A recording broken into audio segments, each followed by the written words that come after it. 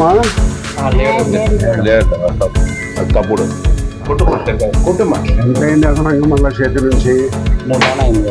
3 లక్షలు అదనంగా లక్ష.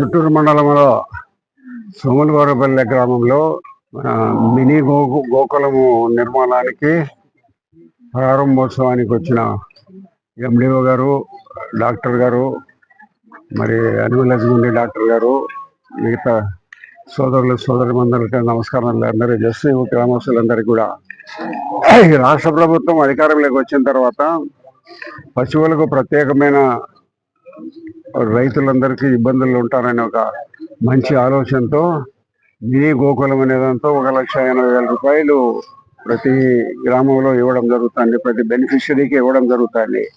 కాబట్టి ఇవి ఎన్నైనా కూడా ఇచ్చేదానికి ప్రభుత్వం సిద్ధంగా ఉంది.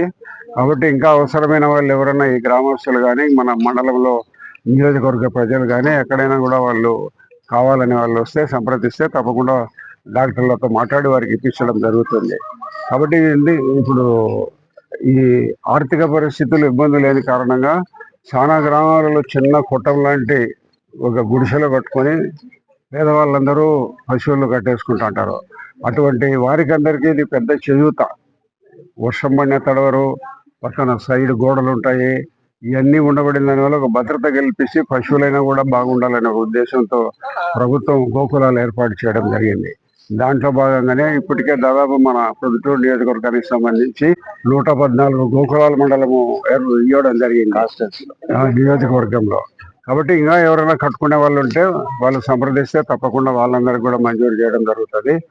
వాళ్ళకు 1,80,000 రూపాయల్లో కొంత కాకపోయినా కూడా పర్మనెంట్ గా ఉంటది కాబట్టి వాళ్ళు ఒక 40,000-50,000 వేసుకుంటే పూర్తి స్థాయిలో కొంత స్వయం కృషి వాళ్ళు చేసుకుంటే కూడా ఒక 50,000-40,000లో పూర్తి అయ్యేదానికి అవకాశం ఉంది. కాబట్టి ప్రభుత్వము చంద్రబాబు నాయుడు గారి అధికారంలో కూటమి ప్రభుత్వం వచ్చిన తర్వాత ఇవన్నీ కూడా పశువులకు రైతులకు ప్రత్యేకమైన సౌకర్యాలు కల్పించే భాగంలో మినీ గోకులాలు పశువులకు మనుషులుగా చేస్తున్నాం. అన్ని చాలా వరకు ప్రతి ఒక్కటి మనిషికే అంటున్నారు, పశువులకేం చేయడంలే. దాంట్లో భాగంగానే పశువులకు కూడా ఒక మంచి సౌకర్యవంతమైన షెడ్ ఏర్పాటు చేయాలనే ఉద్దేశంతో ఈ ప్రభుత్వము ఈ మినీ గోకులాలను మంజూరు చేసి ప్రతి ఒక్కరికి ఇచ్చేదానికి ప్రభుత్వ నిధులు మంజూరు చేసింది.